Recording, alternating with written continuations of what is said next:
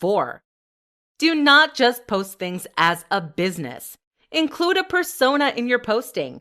This means that your post should not only be marketing, you should also be posting slightly more casually to build a connection with your audience.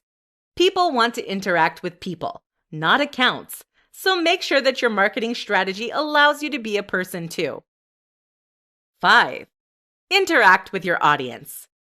In order to be successful, your audience will need to feel like they can trust you. The best way to do this is by interacting with them. Reply to comments, answer questions, and try to build a community that your audience can feel like they are a part of. 6. Make sure that you have a good quality content. Your content needs to be of good quality and enticing to your audience. Having decent quality content is the best way to grow an audience and encourage them to purchase your product.